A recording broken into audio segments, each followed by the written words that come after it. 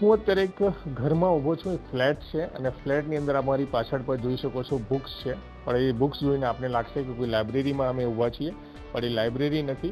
અને આ એક ઘર છે, ફ્લેટ છે અને ફ્લેટની અંદર જે કોઈ રૂમમાં આપ જોશો ત્યાં બુક્સ નજર આવશે. આ જ પ્રકારે આખા જે ફ્લેટના જે રૂમો છે એ રૂમની અંદર આપણે લઈ જઈને બતાવીએ કે આ એક રૂમ છે, અહીંયા રીડિંગ રૂમ કહી શકાય.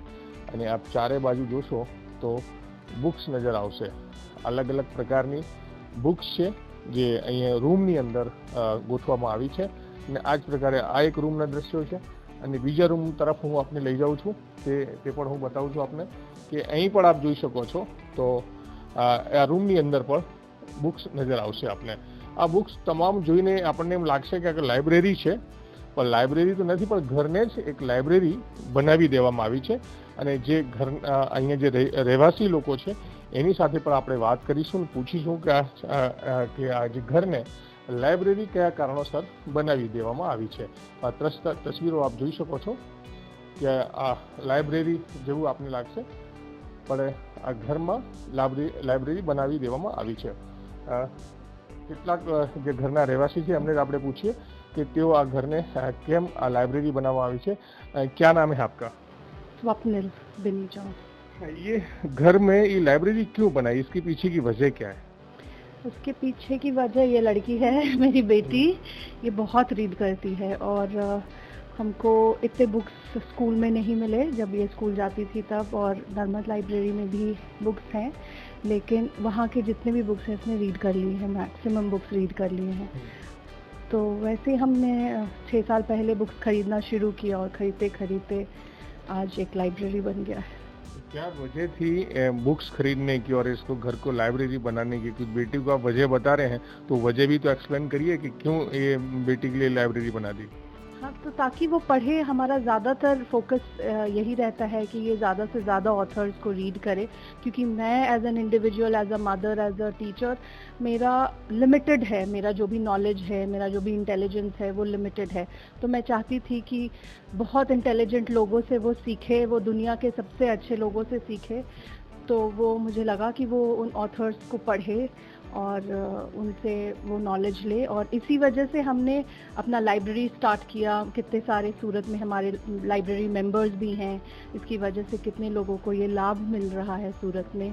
और हमने अपने जो प्री लव्ड बुक्स हैं वो सेल करने भी शुरू किए, क्योंकि अभी जब नए बुक्स हमको खरीदने हैं और नए रीड करने हैं तो हमको उसके लिए अपने पुराने बुक्स तो बांटने पड़ेंगे या सेल करने पड़ेंगे. तो हमने बुक सेल भी करना शुरू कर दिया और हमने अपना लाइब्रेरी मेंबरशिप भी ओपन किया. तो ये बेटी को आप स्कूल में क्यों नहीं पढ़ाए और कितने क्या वजह रही उसके पीछे, और फिर घर में पढ़ाने का कैसे प्लान बना लिया? स्कूल में हमने भेजा बट हम बहुत ही डिससैटिस्फाइड थे. हमको लगा कि हम अपने पैसे बर्बाद कर रहे हैं. जो जितना पैसा हम दे रहे थे, साल का 2 लाख फीस जो हम दे रहे थे, वो हमको लगा कि हम बिल्कुल बर्बाद कर रहे हैं. जो भी ये सीखती थी वो घर पे सीखती थी. इनफैक्ट ज़्यादा सीखती थी तो स्कूल से ये कहा जाता था कि इसको आगे मत पढ़ाओ क्योंकि इसको सब आता है. तो ये सारे प्रॉब्लम्स मुझे लगे कि मैं उस वजह से, स्कूल की वजह से इसको कम सिखाऊं या आगे ना सिखाऊं, क्योंकि ये सीखना चाहती थी. ये बहुत क्यूरियस चाइल्ड थी, ये आगे बढ़ना चाहती थी. तो इस वजह से हमको लगा कि हम बिल्कुल ही टाइम वेस्ट कर रहे हैं. कितने क्लास तक स्कूल तक गए हैं, और फिर ऐसी तो क्या समस्या है, और अब इसका जीवन जो है आगे लंबा जाना है, क्योंकि आजकल डिग्रियों का बहुत इम्पोर्टेंस होता है, तो डिग्री बिना कैसे इनका जीवन चलेगा, क्या सोचा है? नहीं, डिग्री के पीछे तो हम भाग ही नहीं रहे हैं.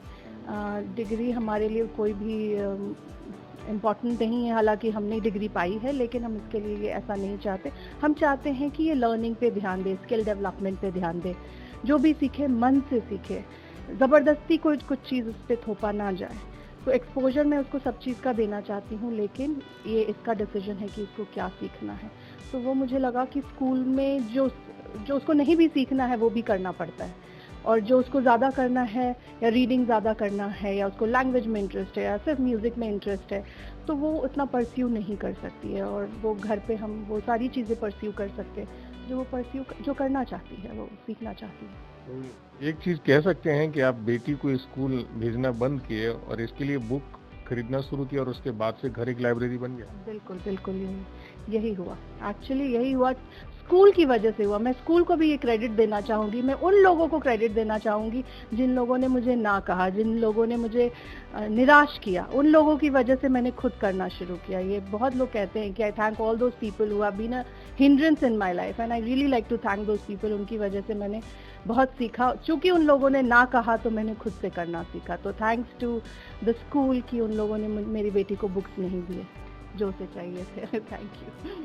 તો બિલકુલ આપણે સાંભળ્યું છે, આ મધર છે ને દીકરી સાથે પણ આપણે વાત કરીશું કે તેઓ શું કહી રહી છે આ બાબતે, કેમ કે ઘરે ભણતર શરૂ કર્યું છે, ભણવાનું શરૂ કર્યું છે અને ઘરમાં એમના મધર જ ભણાવે છે। क्या नाम है बेटा आपका? ताशा बिनीजान।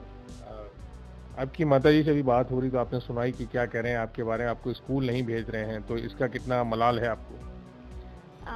मलाल मतलब मलाल मतलब ये है कितना कोई तकलीफ दुख है इस बात का? नहीं बिल्कुल भी नहीं। स्टार्टिंग में जब छोड़ा तब थोड़ा दुख था, थोड़े दोस्त थे स्कूल में, बट अभी मेरे को रीडिंग करने को मिल रहा है और बुक्स मेरे सबसे बड़े दोस्त बन गए हैं। और बेसिकली मेरे पास सब है, अभी मेरे को सब करने को मिल रहा है, कोडिंग सीख रही हूँ, चाइनीज़ कर रही हूँ, मतलब स्कूल से ज़्यादा लर्निंग मैं घर पे कर पा रही हूँ। तो ये जो घर है आपका लाइब्रेरी बन गया है आपकी, रोज कितनी किताबें पढ़ लेते हैं, साल में कितनी किताबें पढ़ लेते हैं आप? रोज़ डिपेंड करता है, मेरे टास्क पे डिपेंड करता है। जब मैं टास्क कर लेती हूँ तो ज़्यादा से ज़्यादा रीड कर लेती हूँ, बट बेसिकली 2 बुक तो हर रोज़ पढ़ती हूँ। ज़्यादा भी होता है, 3 हो सकता है, 4 हो सकता है, 1 भी हो सकता है। एंड ईयरली मैं गोल्स बना के रखती हूँ, yearly 500 books, 1000 books. Last year 800 books था, इस ईयर 365 बुक्स का गोल था, बट आई एम श्योर मैं ओवर अचीव कर ही लूँगी। तो अभी आप कितने सालों से घर में ही पढ़ाई कर रहे हैं और ये कितने हजार बुक आपके घर में हो गए हैं? 3 साल से ज़्यादा होने वाले हैं, आई थिंक। हाँ, 4 होने वाले हैं साल होम स्कूलिंग करते हुए, और अभी तक आई एम श्योर 5000 बुक्स मैंने पढ़ी। मैंने पढ़ी 5000, घर पे तो 10,000 15,000 होंगे ये बुक्स।